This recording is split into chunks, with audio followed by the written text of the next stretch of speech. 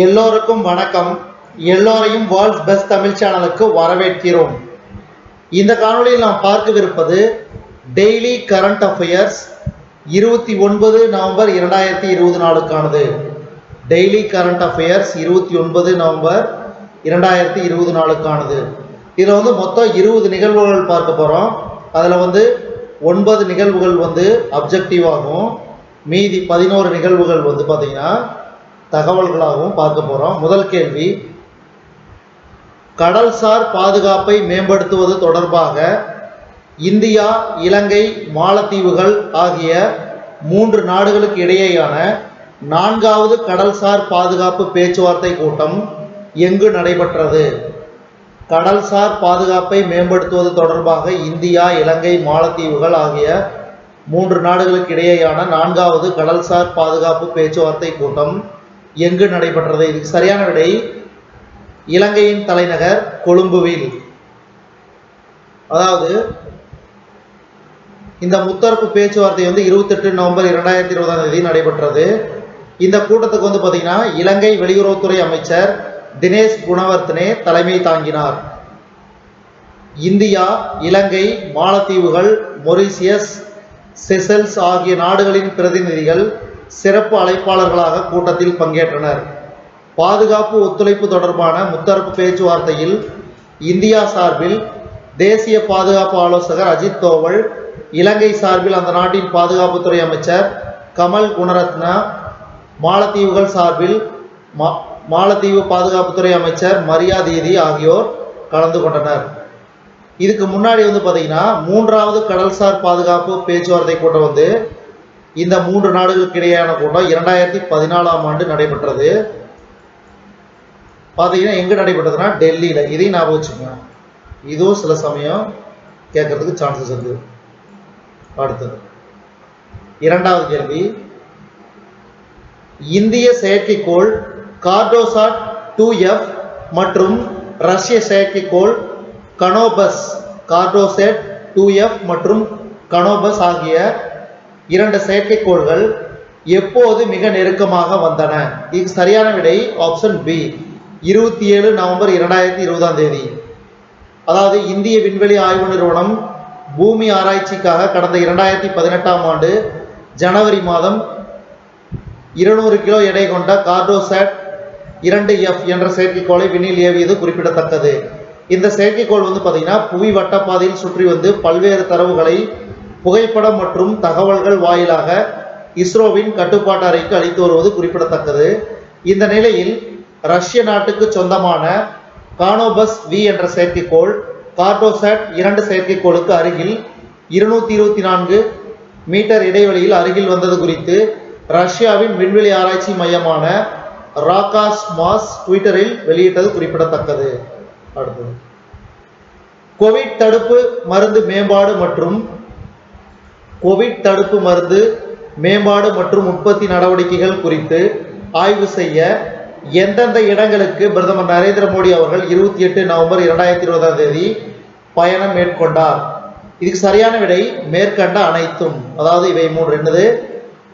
Zydus உயிரி தொழில்நுட்ப பூங்கா, பாரத் பயோடெக், சீரம் இன்ஸ்டிடியூட் ஆஃப் இந்தியா ஆகிய 3 நிறுவனங்களுக்கும் இவர் பயணம் மேற்கொண்டார்.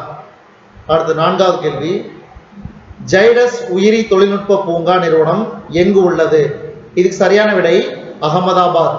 அடுத்தது, பாரத் பயோடெக் நிறுவனம் எங்கு உள்ளது? இதுக்கு சரியான விடை ஹைதராபாத். அடுத்தது, சீரம் இன்ஸ்டிடியூட் ஆஃப் இந்தியா நிறுவனம் எங்கு உள்ளது? இதுக்கு சரியான விடை புனே, மகாராஷ்டிரா மாநிலத்தில் உள்ள புனே நகரில் சீரம் இன்ஸ்டிடியூட் ஆஃப் இந்தியா நிறுவனம் உள்ளது.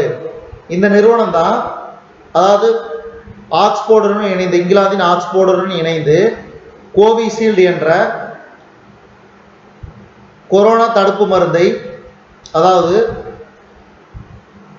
உருவாக்க உள்ளது. ஏற்கனவே ஆக்ஸ்போர்டு உருவாக்கியது, இது டோஸை உருவாக்க உள்ளது.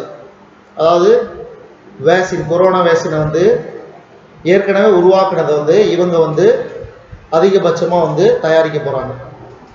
அடுத்தது, கோவிட்-19 தடுப்பூசி மேம்பாட்டை துரிதப்படுத்த கோவிட் சுரக்ஷா திட்டத்துக்கு மூன்றாம் கட்டமாக எத்தனை கோடி ரூபாய் நிதியுதவி வழங்கப்படும் என மத்திய அரசு அறிவித்தது?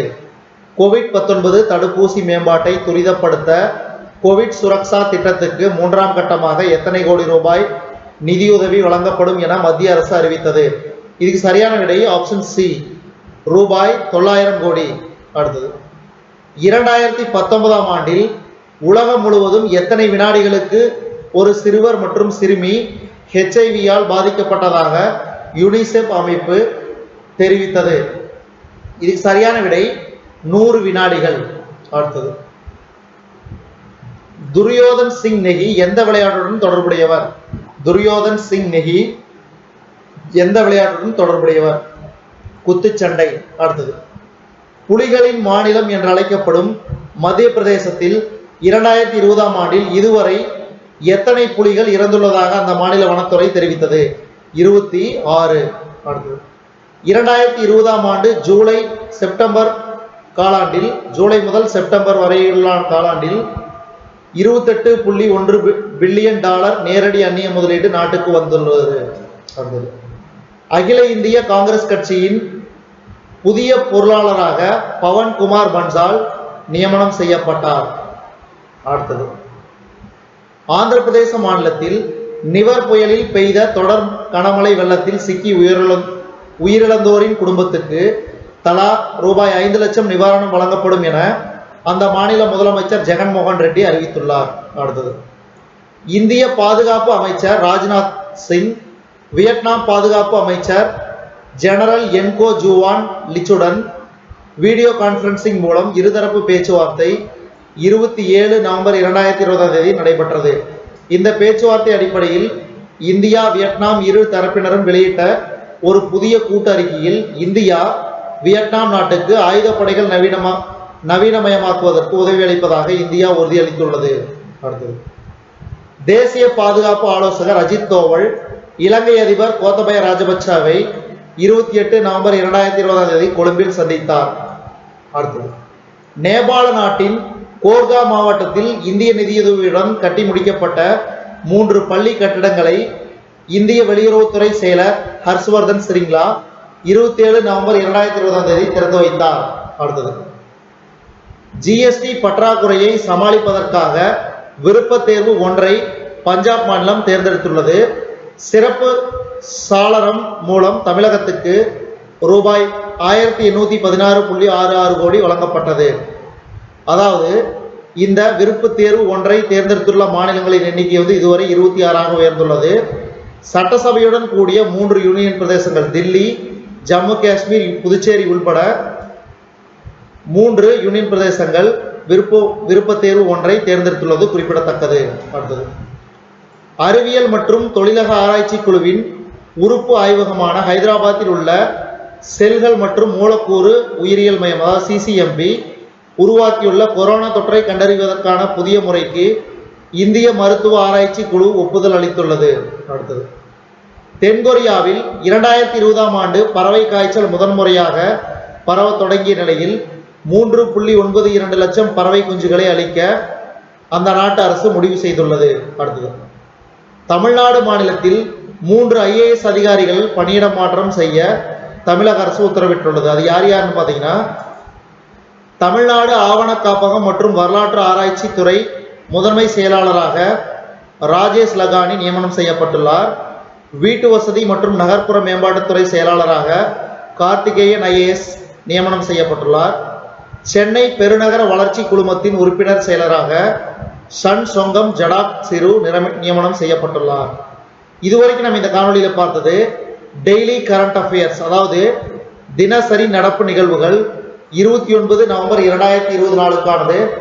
இந்த காணொலி உங்களுக்கு பிடிச்சிருந்துச்சுன்னா லைக் பண்ணுங்க, கமெண்ட் பண்ணுங்க, மறக்காம இந்த காணொலியை உங்க நண்பர்களுக்கு மற்றவர்களுக்கும் ஷேர் பண்ணுங்க. இதுவரைக்கும் நம்ம வேர்ல்ட்ஸ் பெஸ்ட் தமிழ் சேனலை சப்ஸ்கிரைப் பண்ணாதீங்க, சப்ஸ்கிரைப் பண்ணிங்க. கீழே இருக்கிற பெல் பட்டனை பிரஸ் பண்ண மறந்துடாதீங்க. நம்ம வேர்ல்ட்ஸ் பெஸ்ட் தமிழ் சேனல்ல டெய்லி கரண்ட் அஃபேர்ஸ் 29 நவம்பர் 2024க்கான காணொலியை நம்ம வேர்ல்ட்ஸ் பெஸ்ட் தமிழ் சேனல் வாயிலாக பார்த்தமைக்கு நன்றி.